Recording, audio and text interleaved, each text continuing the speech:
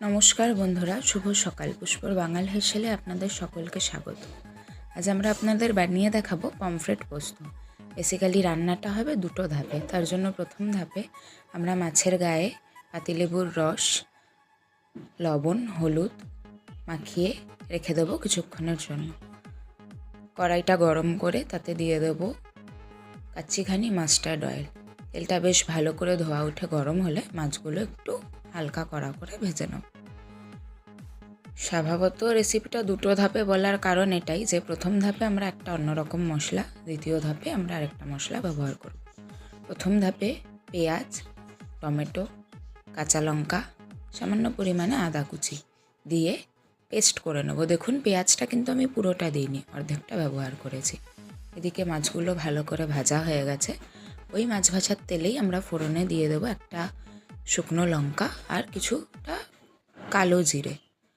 ওই মাছের ফোড়নের ওপরে এবার দিয়ে দেবো আমরা বাকি যে পেঁয়াজ কুচিটা আমাদের ছিল সেই পেঁয়াজ কুচিটা দিয়ে হালকা ব্রাউন ভাজা হয়ে গেলে তার মধ্যে আমরা যে মশলার পেস্টটা করেছিলাম ওই মশলার পেস্টটা দিয়ে দেবো।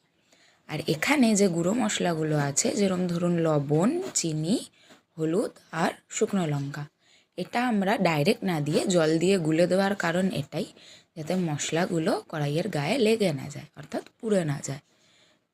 এবার এটাকে পেঁয়াজ কুচিটার সাথে মিশিয়ে নিয়ে কিছুক্ষণ আর একটু কষাবো। যখন একটু সামান্য তেল ছেড়ে আসবে তার সাথে একটু জল অ্যাড করে ওটাকে ফুটতে দেবো। এবার দ্বিতীয় ধাপে আমরা নিয়েছি সাদা সর্ষে, কালো সর্ষে, পোস্ত, কয়েকটা কাজু বাদাম। এটার একটা পেস্ট বানানো হবে। এদিকে আগের ঝোলটা প্রায় ফুটে এসছে, তার উপরে এই পেস্টটা আমরা দিয়ে দিলাম। এখানে অ্যাকচুয়ালি আপনি পোস্ত আর পেঁয়াজের টেস্টটা দুটো একসাথে পাবেন, মানে আমরা দো পেঁয়াজা করলে যে স্বাদটা আসে তার সাথে সর্ষে পোস্ত দিয়ে মাছ করলে যে স্বাদটা আসে, দুটোর একটা কম্বাইন্ড রেসিপি এটা। এই মশলাটার মধ্যে এবার আমরা মাছগুলোকে দিয়ে ঢাকা চাপা দিয়ে কিছুক্ষণ ফুটতে দেবো। ফোটা হয়ে গেলে চেরা কাঁচা লঙ্কা দিয়ে সার্ভ করলে তৈরি আমাদের পমফ্রেট পোস্ত। মা বলতেন মাছের তরকারিতে সর পড়া মানে তুমি ভালো রাঁধুনি তৈরি হয়েছো। পারলে অবশ্যই বাড়িতে রেসিপিটি ট্রাই করে দেখবেন। ধন্যবাদ সকলকে। ভালো থাকবেন, সুস্থ থাকবেন, দেখতে থাকবেন পুষ্পর বাঙাল হেসেল। ফিরে আসছি পরের ভিডিওতে। নমস্কার।